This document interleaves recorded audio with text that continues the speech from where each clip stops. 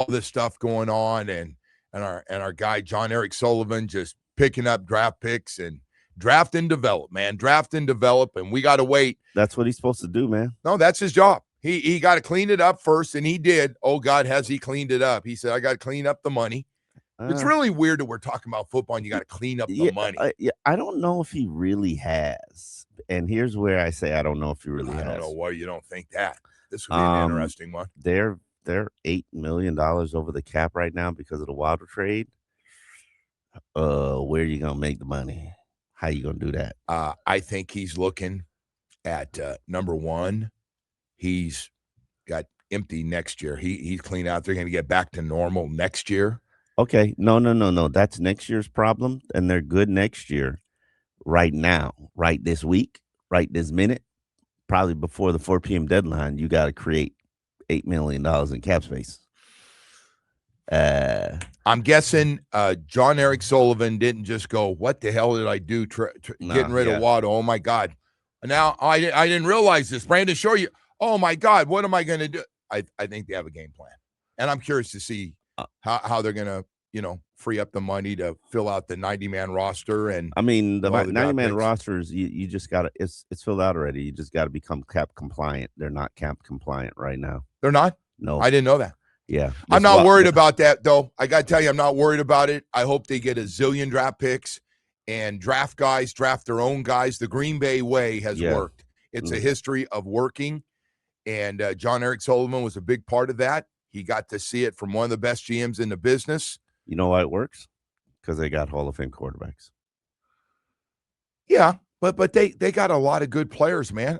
You know what? It's funny. Last night I was looking at their receiving core. Yeah. One guy's a first rounder. Matthew Golden is a first rounder. That's a unique new one for them, by the way. Yeah, they're usually second, third, fourth round guys at receiver, and they're all homegrown.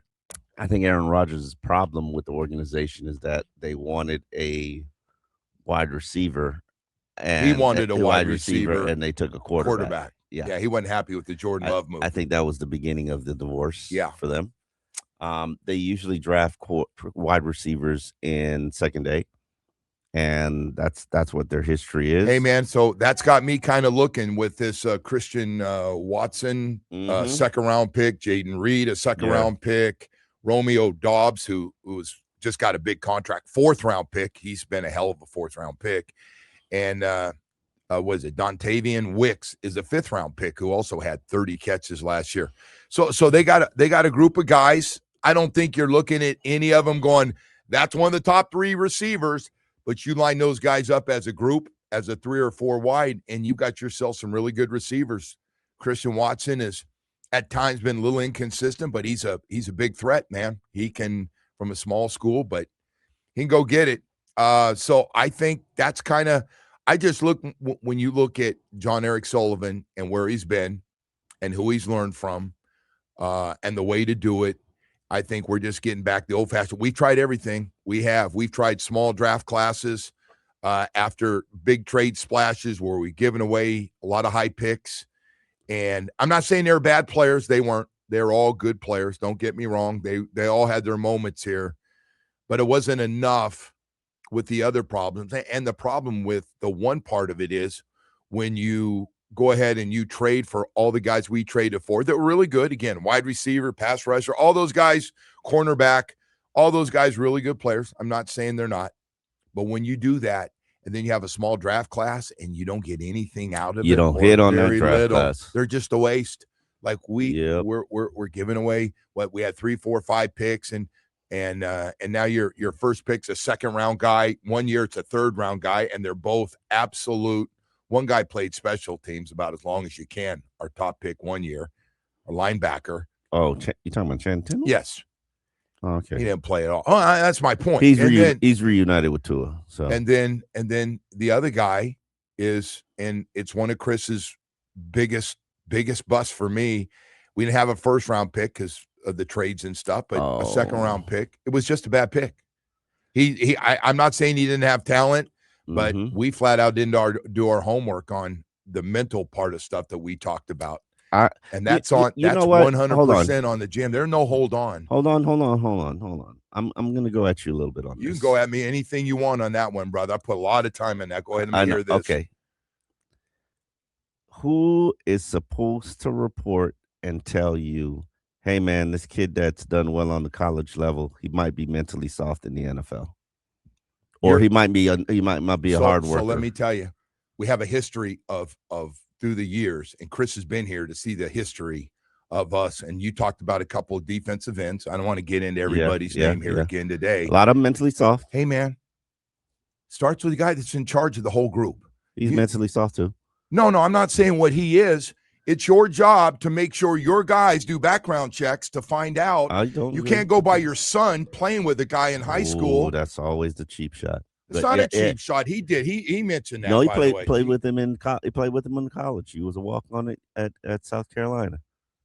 So yeah. So hey, Dad, you got to check this guy out, and then you give your kid credit. Like, we're really excited about this pick, and I was like, hey, maybe your kid shouldn't help make picks anymore.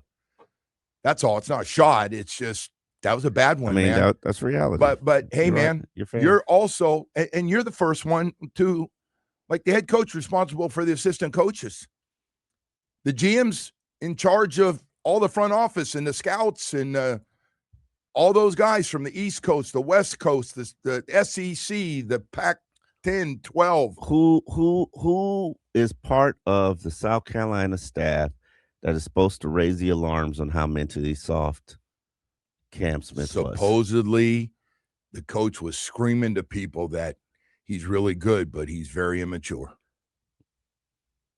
No. I'm just telling you. The head coach was screaming that? I thought the same thing when I was told that. Like, did we check in? I don't know. Only Chris Grier knows. Only Chris Grier knows a lot of this stuff, and he's done. I don't want to sit here and beat him up at 6:13 in the morning. I know the exact scouting report they got on Chop Robinson because I know one of his coaches, and I don't want to turn this into a Chop beatdown session. I know you're not a fan.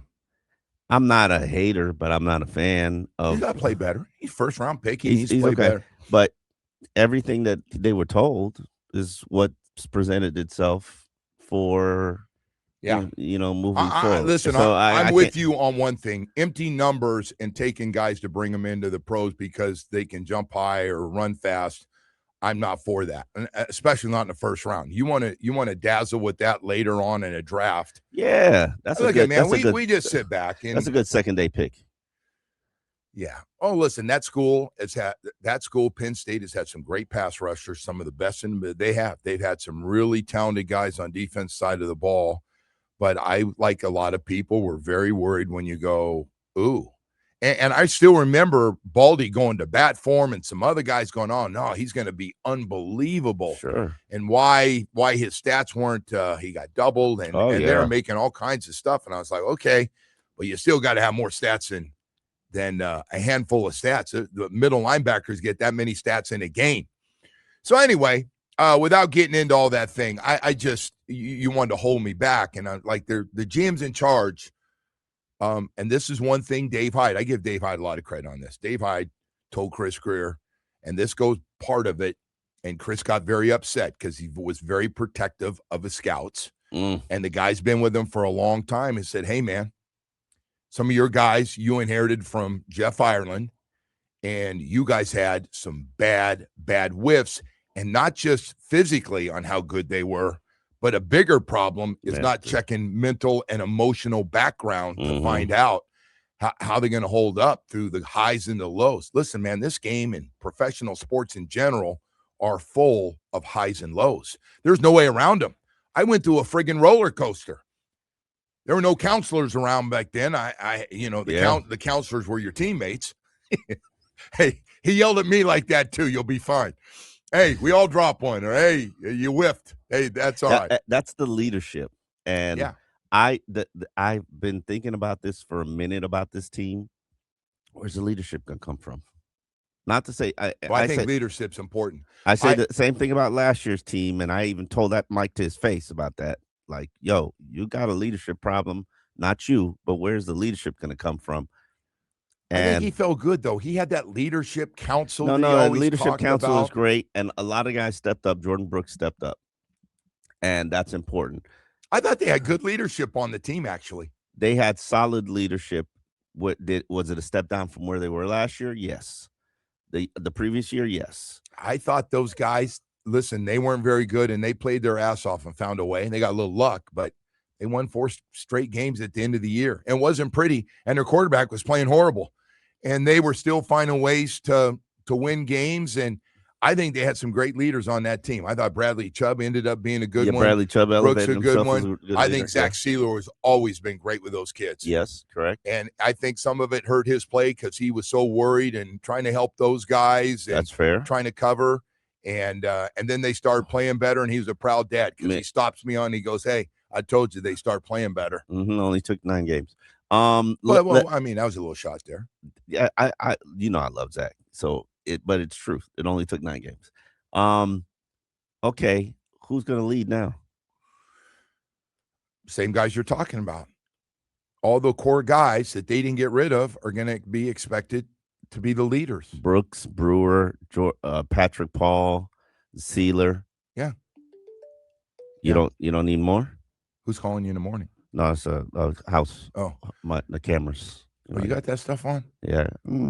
That's good. I got little kids. I got. Oh no, I got you. I got you. Keep an eye on there. Boy, I like that about you. That's a good one. Yeah. A little break in the morning there.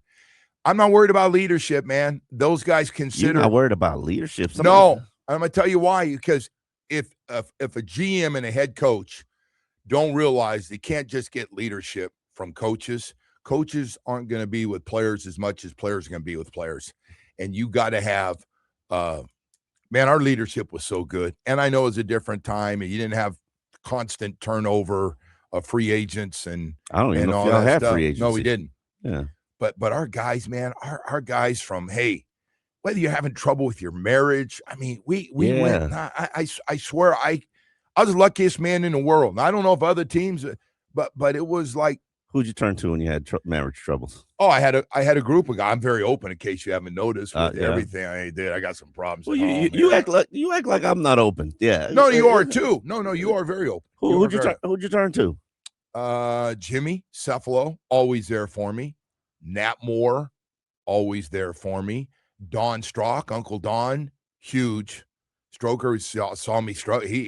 I swear to God, I felt like he kept an eye on me as a quarterback and backup quarterback, and he had to go through the whole David Woodley thing, who was my roommate, and asked me, how's he doing? You might want to talk to him. Hey, you don't want to talk.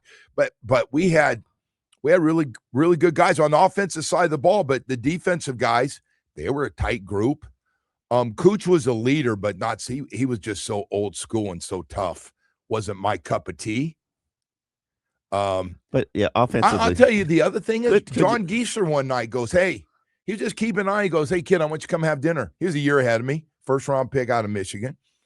Had me over to his house one night and just sat around with his wife, and we just sat and talked.